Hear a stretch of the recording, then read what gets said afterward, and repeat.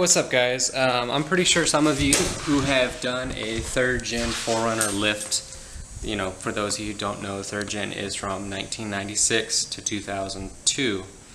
Now, for those of you who have done a lift and you are wondering about sway bar end link options and what exactly does your sway bar do. Now your sway bar actually connects to the body it connects to either the body or the frame. Most likely it's going to be the frame. The end links connect the frame and the suspension.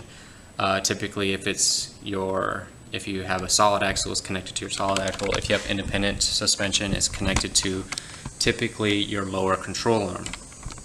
Now with that being said, what the sway bars do is if you don't have sway bars, you're going to feel a massive amount of lean when you go through corners. So feel like your car, if you have a lifted truck, it's going to feel like your truck is really leaning over to the side when you go through your turns. So obviously the sway bar and with the end links are going to alleviate that dramatically. Now when you lift a vehicle, the sway bars are meant to stay kind of parallel to the ground. And when you lift a vehicle, it kind of takes that parallelness and kind of tweaks them up.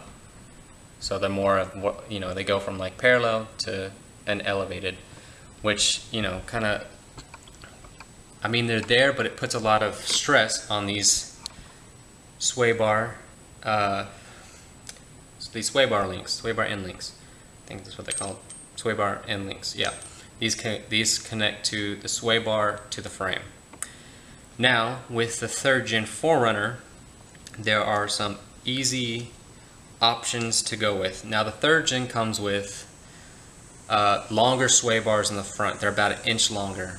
Now, you can take the ones that are in the front, take them off and put them in the back, because these ones that I have right here in my hand are actually the OEM rear ones for 3rd gen 4Runner. Now, I'll show you the difference. I'm going to get under here and compare them to you, show it for you. Now, as you can see, if you can see it, see the difference? That's about 1 inch difference. Just from that, where the round part that screws into the sway bar to that little nut-looking part at the, this part right here. It's about 1 inch.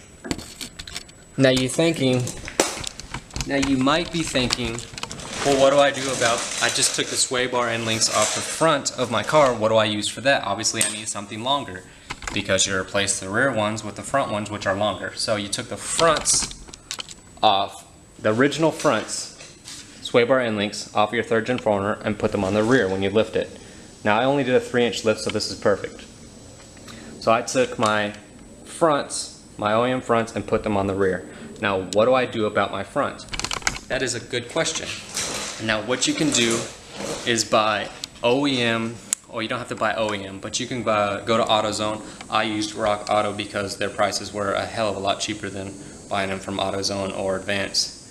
So I used Rock Auto, just waited for them to come in, and I bought 2nd generation Toyota 4Runner. That's 1990 to 1995. You can buy their rear end links. They're 2 inches longer than our rears, but 1 inch longer than our fronts. So I'll show you what I mean. So you're basically buying them, the rears, for the rear end links from a 1995 Toyota 4Runner to put on the front of our 3rd gen 4Runners. And this is the difference.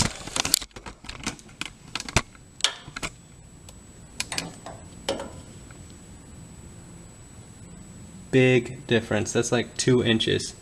Almost 2 inches. It's 2 inches taller than the rears. So, if you're looking for sway bar end link options to keep your sway bars intact, especially if you're someone who, like me, who has 2-wheel drive and you don't go off-roading like that, and you don't want your massive body swaying when you go through turns, or body lean, or whatever you want to call it, then replace your sway bar end links and keep the stress off of them with going with ones that are longer.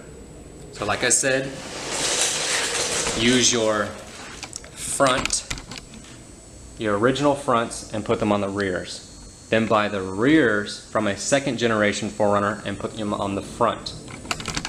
And that's it, you're golden. I mean, I've looked it up on forums, and every time it was explained on forums, it just got really confusing. So hopefully this visually has made it a lot easier to understand. I know I've said it, multiple times, but again, hopefully this video was very informative to you if you were having trouble figuring out what you wanted to do. I know there's companies out there that make aftermarket ones with quick disconnects, so if you go off-roading, a hardcore off-roading like that, and you want to disconnect your sway bar, your sway bar end links, so you can get more flex and everything without snapping your sway bar end links, and you can just quick disconnect them and reconnect them when you go back on the regular road. But with that being said, hopefully you guys got some useful information out of this video. I know that I kind of figured it out by on the forums, even though a lot of what people were saying seemed kind of confusing, but I ended up figuring it out. And hopefully this video, like I said, hopefully this video has helped you guys, yeah. Anyways, hopefully this video helped you guys, and if you guys liked the video, make sure to hit that subscribe button. If you didn't like the video, make sure to hit that subscribe button and give it a thumbs up. Those things go a long way with helping the channel, helping me. I really enjoy doing this, making videos, information videos, how-to videos, vlogs. I mean, I like doing it all, whether it's working on Snow White, my 4Runner, or it's doing things around the house. I just really like doing it. I mean, a lot of the stuff that I do is my first time. So, with that being said, I like learning. I like doing this stuff, and I like showing you guys that someone who's hasn't done this stuff before can do it themselves. Obviously I've saved probably thousands and thousands of dollars doing things on my own truck myself. Like, I lifted it myself, put the wheel spacers on myself.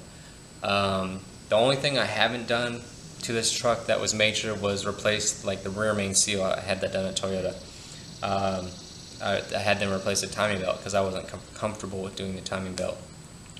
But things like that, major things like that, I typically will take it to the dealership, or have taken it to the dealership. Now that I had worked as a mechanic for quite a while and I have more experience, I am more comfortable with doing those major things myself. I probably will never do the rear main seal because I don't have any way to, I don't have like a transmission jack or anything like that. So, and automatic transmissions are heavy. They are way heavier than manuals. Yeah. Well, with that being said, that is the end of this video. Sorry for my little rant at the end here. Until next time, guys, peace out and never look back.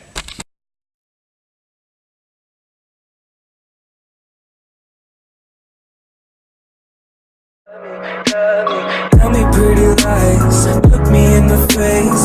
Tell me that you love me, even if it's fake.